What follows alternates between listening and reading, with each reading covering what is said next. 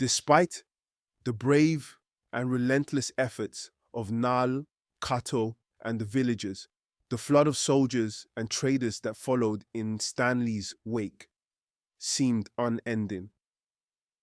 An overwhelming force that the people of the Congo could not stop. The jungle, once a haven of safety and secrecy, no longer provided enough protection from the sheer might of Leopold II's vast forces, which moved relentlessly through the land like a plague.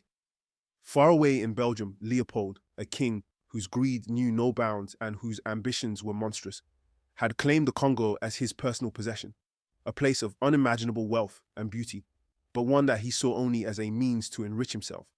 Under his cruel and oppressive rule, millions of Congolese people would suffer unimaginable horrors, their lives crushed under the weight of forced labor, brutal violence, and heartless exploitation. The land, once vibrant and free, would weep under the reign of a tyrant who valued only its riches. Nala and Kato stood on a high hill, looking out over the vast landscape that had once been theirs. From their vantage point, they could see the village below, and beyond it, a long line of men marching through the dense jungle, their uniforms stark against the green foliage. More of Leopold's men had arrived, soldiers with rifles slung across their backs and traders carrying supplies that signaled the beginning of a new, dark era for the Congo. The sun hung low in the sky, casting a blood-red glow over the scene, as if the land itself was weeping. Nala's heart was heavy, her body weary from the endless fight. Kato, standing beside her, clenched his fists as he stared at the invaders, his jaw tight with barely contained fury. They had fought so hard, yet it seemed as though the tide of colonization was unstoppable. We did all we could, Kato. We fought with everything we had, but they are too many. We will never stop fighting. Even if it takes generations, we will reclaim our land. We will never let them win. We must stay strong for the future.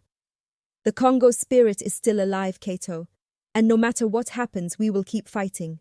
Leopold's colonization of the Congo would go down in history as one of the darkest and most brutal chapters in Africa's long and storied past. Under his oppressive rule, millions of Congolese people were forced into backbreaking labor, often in rubber plantations, and subjected to unspeakable cruelties. The land that had once been rich with life was drained of its resources, its beauty turned into profit for a distant king. Ivory, rubber, and minerals were ripped from the earth, leaving the people with nothing but pain and hardship.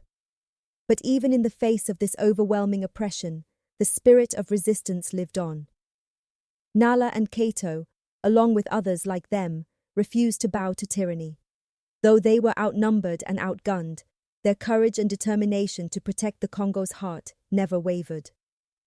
As Leopold's men established control over the land, setting up camps and marking territory, Nala and Kato made the difficult decision to retreat deeper into the jungle.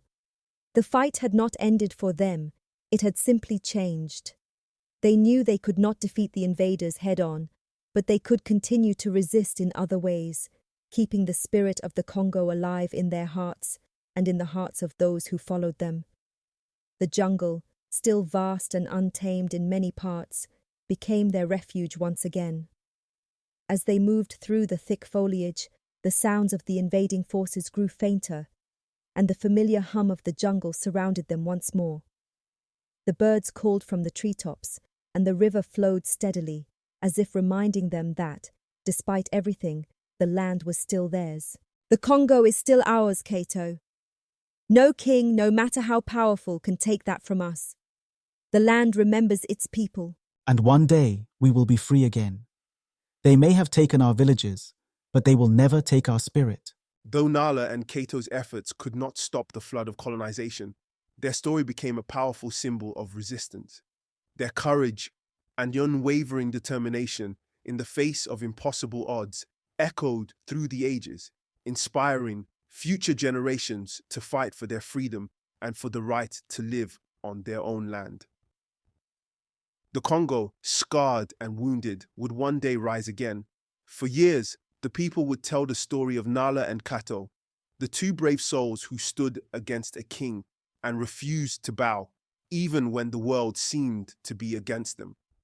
Their bravery became a beacon of hope, a reminder that the fight for freedom never truly ends, and that no amount of force could ever extinguish the spirit of a people bound to their land. Years passed, and though the Congo suffered deeply under the crushing weight of colonization, the seeds of resistance that Nala and Kato had planted in the heart of the jungle began to grow, nurtured by the quiet determination of their people.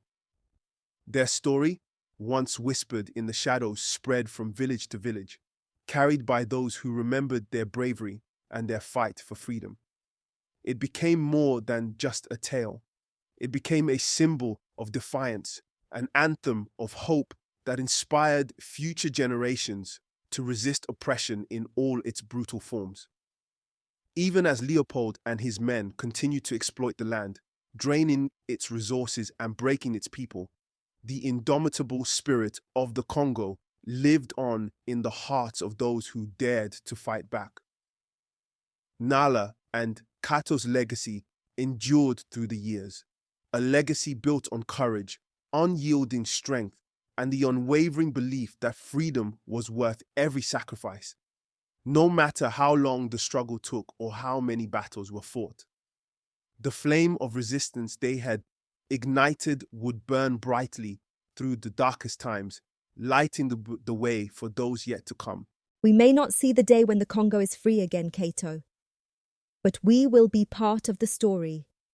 The fight we started will live on in our people. Though they could not see it yet, the resistance that Nal and Kato had begun would continue to grow, fueled by the undying hope that one day the Congo would rise from the ashes of colonization.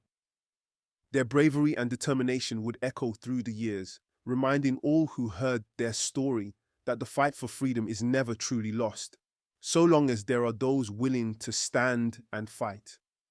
And so, while Leopold II and his men tried to claim the Congo as their own, they could never truly possess it. The land belonged to its people, and no matter how much blood was spilled, that truth would remain unshakable forever.